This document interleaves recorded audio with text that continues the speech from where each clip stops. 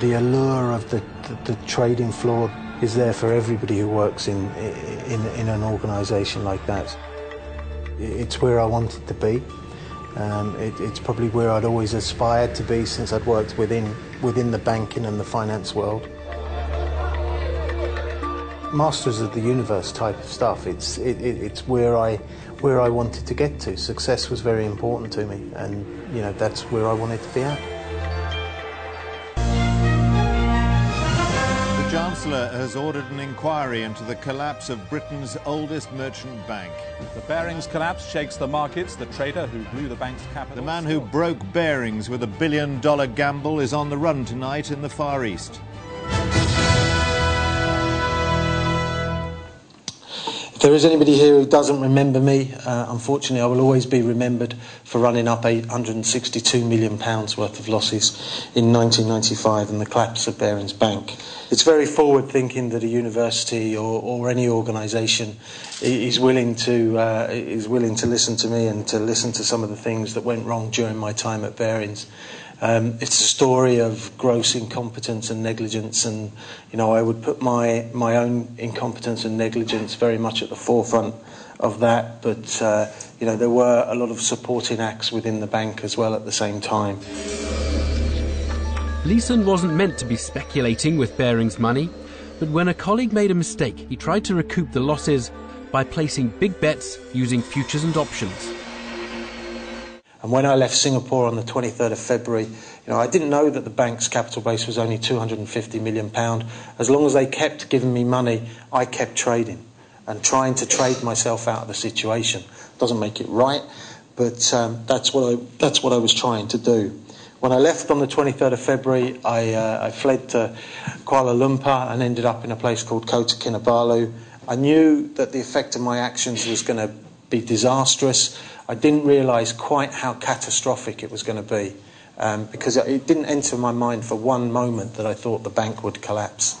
When I woke up on the 25th of February, I went down to the newsagents in the hotel that I was staying in, and I picked up the local newspaper, the Asian Wall Street Journal, and the headline across the front of the Asian Wall Street Journal was "British Bank Collapses." My immediate thought was, that's great, somebody's in more trouble than me. When I was arrested in 1995 in Frankfurt, and then went through the whole process of the court and talking to the media and everything else that happened during that period, Barings was always described as this wake-up call that nobody would ever forget, because a 233-year-old merchant bank collapsed as a consequence of my actions.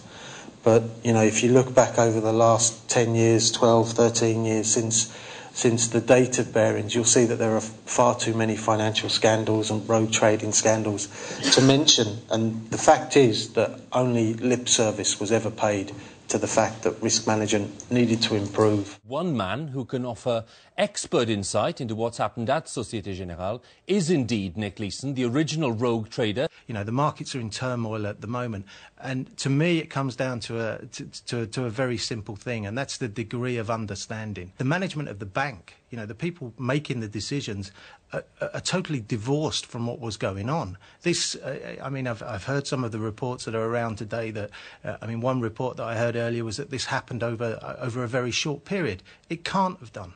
The guy was apparently trading CAC futures and DAX futures, which are exchange traded products that everybody can see the positions that are open on the exchange.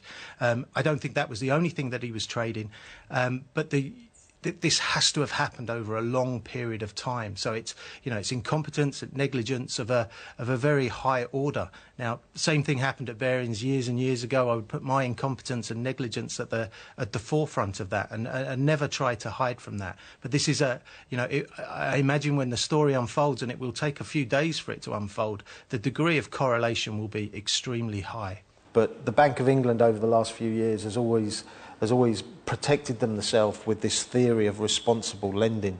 And I think the situation that we're in at the moment will prove to anybody that there has been no responsible lending over the last 5 or 6 years.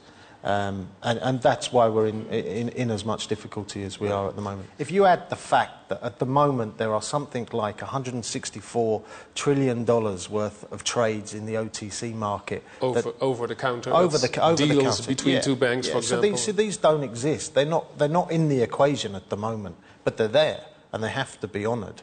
So unless you have a regulatory authority or a central bank that understands exactly what's going on in the financial markets.